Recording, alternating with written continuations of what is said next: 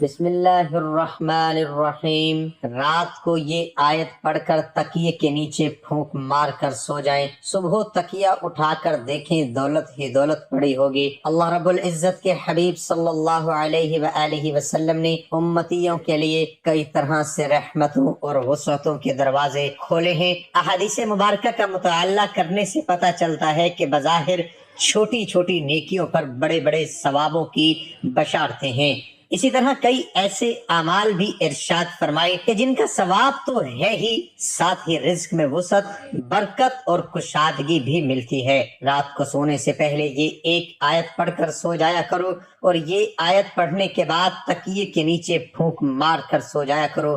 صبح جب اٹھو گے تو اللہ کے فضل و کرم سے تکیے کے نیچے سے آپ کو دولت ملے گی، یعنی کہ اللہ پاک آپ کے لیے ایسے اسباب پیدا کر دے گا کہ آپ کی ہر پریشانی دور ہو جائے گی اور ہر خواہش پوری ہو جائے گی۔ اس آیت کے کمالات دیکھ کر آپ لوگ خود حیران رہ جائیں گے۔ غیب سے دولت لے کر فرشتے آپ کے پاس آ جائیں گے۔ ناظرین، اللہ پاک جب کرم کرتا ہے تو انسان کی عقل دنگ رہ جاتی ہے، اور موجے کرنے والی ذات صرف اللہ کی ہے۔ بس ہمیں ہر نعمت پر شکر ادا کرنا چاہیے۔ تو ناظرین، اس وظیفے کو خود بھی کر لینا، اس وظیفے کو تمام دوستوں کے ساتھ شیئر بھی کر دینا۔ کئی دفعہ زندگی میں ایسے حالات پیدا ہو جاتے ہیں، ایسے مراحل آ جاتے ہیں کہ انسان کہتا ہے کہ میں تھک چکا ہوں، کہ حالات نے مجھے چاروں طرف سے گھیر لیا ہے۔ تو میں کہتا ہوں کہ کبھی بھی اللہ کی رحمت سے نا امید نہ ہوں۔ اللہ پاک وہاں سے راستے بناتا ہے جہاں سے انسان سوچتا بھی نہیں ہے۔ اور ہمارے پاس چاہے کچھ ہے یا نہیں ہے، ہمارے کوئی اعمال ہیں یا نہیں ہے، لیکن ہمارے پاس جو سب سے بڑی طاقت ہے، دعا کی طاقت ہے۔ دعاؤں کا رنگ نہیں ہوتا، مگر جب یہ دعائیں رنگ لاتی ہیں تو زندگی میں جو انسان بالکل مایوس ہو چکے ہوتے ہیں، ان کی زندگی میں رنگ بھر جاتے ہیں۔ اللہ پاک ان کے لیے وسائل بھی پیدا کر دیتا ہے، اللہ پاک ان کی مشکل بھی ختم کر دیتا ہے۔ اس لیے بار بار یہی سوچا کرو اور یہی خیالات رکھا کرو کہ جب بھی دعا مانگو تو اپنی اوقات دیکھ کر نہیں، بلکہ رب کی شان دیکھ کر مانگا کرو، اپنے اللہ سے مانگا کرو۔ اللہ پاک کی ذات بڑی عظیم ذات ہے جو سب عطا کر دیتا ہے۔ ہمیں جو نظر آ رہا ہوتا ہے وہ مانگ لیتے ہیں، لیکن اللہ ہمیں وہ سب عطا کرتا ہے جو ہم نہیں مانگتے۔ جیسے ایک ماں اپنی اولاد کے لیے ہر وہ چیز لاتی ہے جس کی اولاد خواہش کرتی ہے، جس کی اسے ضرورت ہوتی ہے، لیکن ماں وہ چیز بھی لاتی ہے جو اولاد نہیں بھی مانگتی۔ وہ اپنی اولاد کو ہر سکھ دینے کی کوشش کرتی ہے، لیکن اللہ پاک تو 70 ماؤں سے بھی زیادہ اپنے بندے سے محبت کرتا ہے، تو وہ اپنے بندے کی ضرورت کو کیسے پورا نہیں کرے گا جب ایک ماں اپنی اولاد کے لیے دنیا کی ہر خوشی دلا سکتی ہے۔ تو اللہ پاک تو عظیم ذات ہے جو اپنے بندے کو کبھی مایوس نہیں کرتا۔ اللہ پاک ہمیں وہ دیتا ہے جو ہمارے لیے اچھا ہوتا ہے۔ تو اس لیے جب بھی آپ کے مسائل بڑھنے لگے، جب بھی تکالیف حالات آپ کو گھیرنے لگیں، کچھ اور کرو یا نہ کرو، صرف اپنے رب کی طرف چلے آؤ، کیونکہ دلوں کو جو سکون ملتا ہے وہ صرف اللہ کی یاد سے ہی ملتا ہے۔ اور دوسری بات، اگر آپ کو آزمائشوں نے گھیر رکھا ہے تو یاد رکھو، آزمائش، مشکلات اللہ کے نیک بندوں پر آتی ہیں، اور آزمائش اللہ من پسند شخص پر ڈالتا ہے اور اس کی من پسند چیز سے شروع کرتا ہے۔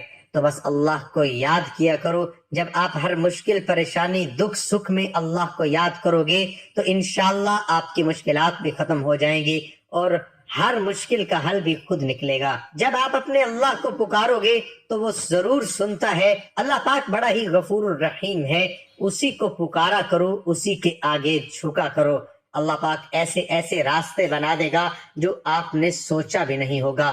تو آج کا جو میرا وظیفہ ہے، آپ رات کو سونے سے پہلے اس تسبیح کو پڑھ لیا کرو، پھر تکیے کے نیچے پھونک مار کر سو جایا کرو۔ یقین جانو، رزق کا ایسا دروازہ کھلے گا کہ آپ لوگ خود حیران رہ جاؤ گے۔ اللہ پاک جو بڑا ہی مہربان رب ہے، اپنے بندے سے بڑی محبت کرتا ہے۔ جب ہم پر برے دن آتے ہیں تو ہم خوب اللہ کو خوب دعائیں کرتے ہیں، ہاتھ میں تسبیح ہوتی ہے، مسجد میں مصلی پر پڑے رہتے ہیں، لیکن جیسے ہی ہمارے حالات تبدیل ہوتے ہیں جیسے ہی ہم پر اچھا وقت آتا ہے تو ہم اللہ کو بھول جاتے ہیں اور پھر پیسے سے اپنے اچھے حالات کا لطف اٹھاتے ہیں، لیکن ہم اس ذات کا شکر ادا نہیں کرتے۔ یاد رکھو، جو لوگ جتنا زیادہ شکر ادا کرتے رہتے ہیں اللہ پاک اتنا ان کو عطا کرتا رہتا ہے۔ قرآن پاک میں ارشاد ہے، اور یاد کرو جب تمہارے رب نے اعلان فرما دیا کہ اگر تم میرا شکر ادا کرو گے تو میں تمہیں اور زیادہ عطا کر دوں گا، اور اگر تم ناشکری کرو گے تو میرا عذاب سخت ہے۔ اور موسیٰ علیہ السلام نے فرمایا، اے لوگو، اگر تم زمین میں جتنے لوگ ہیں ناشکرے ہو جاؤ تو بے شک اللہ بے پرواہ خوبیوں والا ہے۔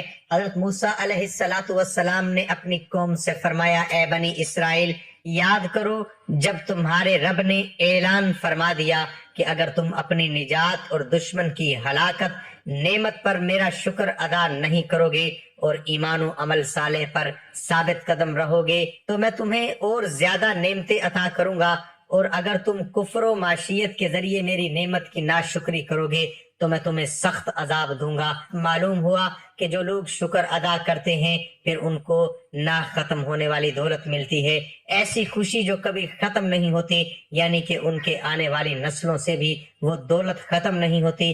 اللہ ان کو وہ دولت عطا کرتا ہے اور وہ عزت عطا کرتا ہے جس کا تو کوئی حساب ہی نہیں ہے۔